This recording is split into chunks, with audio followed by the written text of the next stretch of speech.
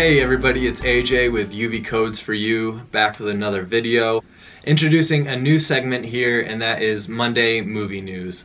What that is I'm going to just give a brief highlight on the new movies coming out this week, and then also just any other general movie news, digital movie news, anything like that. So let's get started. So as you can see, the pre-orders for this week and the movies coming Friday are Birth of the Dragon, Leap, and The Hitman's Bodyguard. So let's get into the Birth of the Dragon first. Birth of the Dragon.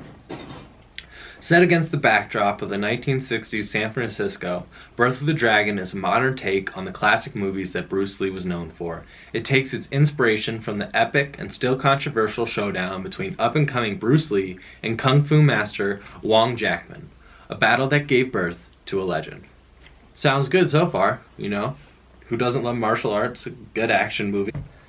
Now, this film was given a 4.7 out of 10 score on IMDb, but let's get into the reviews, which is where I found most of the problems. An overwhelming amount of people had a problem with sort of the plot line and what goes on in here. This is the biopic of some random white guy that you've not been waiting for, that you've been not waiting for. So basically, what I've gathered from it is that this is obviously supposed to be a biopic about Bruce Lee, but it delves a lot more into the character of his student, who is a white student who is learning and has a little love relationship going on. And actually, the original cut of the movie was so poorly received by audiences that they had to extensively re-edit in a desperate attempt to please fans by removing many scenes of Billy Magnussen as Steve McKee and focusing more on Philip Ng as Bruce Lee.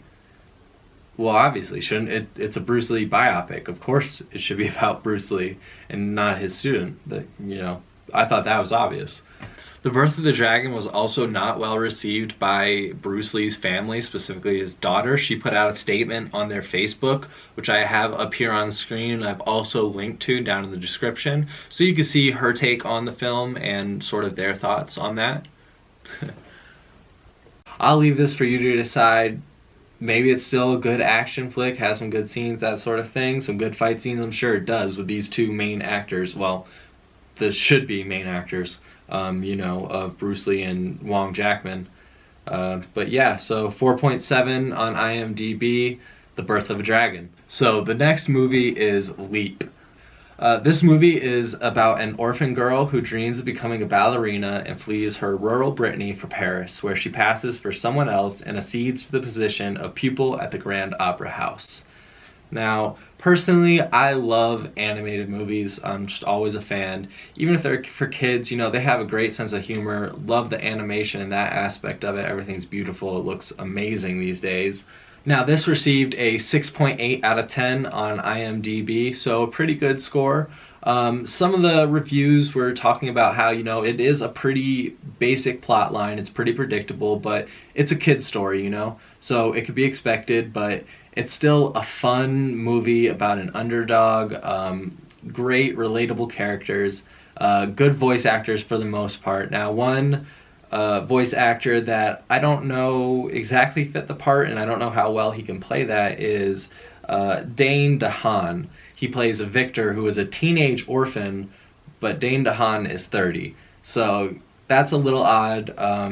But other than that, everyone did a great job. Now, Dane DeHaan did voice Victor in the original, but a fun fact is that for the American version, they actually brought in Nate Wolff, who is about 8 years younger, so that helps. But yeah, they brought him in to voice Victor in the American version of Leap. A fun fact of this movie is that the Statue of Liberty should not have been green. It actually did not turn green until 1900, so that was a mistake. It should have been bronze still in the movie. One thing I thought was really cool was that they brought in Eric Summers to direct and write this, and Eric Summers is actually from Brittany, France. So that's really cool to, have someone who really understands the culture and everything that goes on there. So I just thought that was a fun fact and really cool. The last movie of the week is The Hitman's Bodyguard, starring Ryan Reynolds and Samuel L. Jackson. Two great actors. You know what to expect from them. That's one thing that the reviews sort of said about this movie is, it's a good action movie. There's a lot of comedy, and Ryan Reynolds and Samuel L. Jackson carry this movie. Their performances are great, and you know what to expect when you're getting into a movie with these actors. So the plot of this movie is, with his reputation in tatters after a painfully unsuccessful delivery of a distinguished Japanese client, former AAA executive protection agent Michael Bryce, 2 long years after the disgraceful incident, is now reduced to a mere second-class bodyguard for hire. Under those circumstances, Bryce would do anything to prove his worth once again, and as a result, it won't be long before he accepts an offer from Interpol to escort the renowned international assassin Darius Kincaid from Manchester to Hague. The task seems simple. Bryce only needs to transport the contract killer from point A to point B. Nevertheless, Kincaid, as the only one with the guts to stand up to the tyrannical dictator, is an obvious target. So yeah, that's obviously the premise of the movie. We have Ryan Reynolds as Michael Bryce, the disgraced, bodyguard, and we have Samuel L. Jackson as the hitman. As far as what to expect from this movie, just go in expecting to be entertained, to laugh a lot. It may be a little bit predictable, but hey, sometimes you just want to turn your brain off for a while and have fun. So this seems like one of those movies. The Hitman's Bodyguard received a 7 out of 10 on IMDb. Alright, so that wraps up the new movies coming out this week that will be available Friday on UV Codes for You, or are available now for pre-order. I want to get into the second sort of segment, which is just the other news going on in the movie world, in the digital movie world, and with UV Codes for You as well. So let's get into that. The first thing I'd like to talk about has to do with UV Codes for You. So now that UV Codes for You offers pre-orders, this month's titles are running low. I've received a great amount of pre-orders, which I thank you all for. Really appreciate that. I'm glad everyone's receiving it well. I know, however, that everyone can't commit to a pre-order or doesn't want to, which is fine. But this month the titles are going to be a little bit low because of the overwhelming support for the pre-orders. But next month's titles, I've made the adjustments needed, and there will be plenty of titles, and no one should go without if they want it. So just wanted to get that out there, and if you miss out on a movie, I apologize, and that's why. Taking the steps to correct it. Next thing I wanted to talk about is Movies Anywhere. I know I'm a little late on this, but just wanted to get it out there for anyone who doesn't know. Movies Anywhere is the new streaming and hosting service from Disney. They are trying to make the experience easier and better by offering one home for all of your purchased digital goods, from iTunes, Amazon Video, Google Play, and Vudu. You could sign into your Movies Anywhere account and link all of those so everything ports right to your Movies Anywhere, and you have all of those movies in one place. Now, I know that there were issues when it first came out, which have been fixed, but you still can't get all of your movies in there. So it's by no means perfect yet, but I think it's a step in the right direction, and something that we need.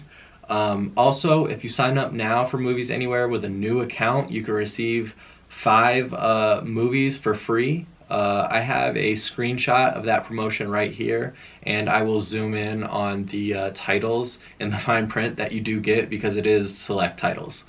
But yeah, I think Movie Anywhere is a great thing. I think it makes it easier, and if it makes it easier, more people can enjoy it. So yeah.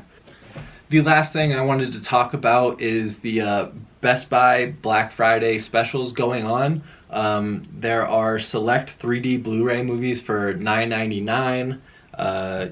There are collectible steelbook for holiday gift giving. There's just some really good deals here. Just want to remind everybody about those, especially those $9.99 Blu-rays 3D. That's a great deal. Definitely get those. Alright, so that is all for this first Movie Monday News segment. Let me know down in the comments if you liked it, if you have any suggestions. Please subscribe and give this video a like. I would really appreciate that, and it would really help support the channel. Check out all of my other social medias down below. Check out uvcodesforyou.com as well. You can get the newest releases of the digital copies, and also I have over 100 titles of older movies as well. So there's something for everyone there, whether you're first starting off or whether you've been collecting for a while. I want to thank you again for watching, and have a good one. Peace.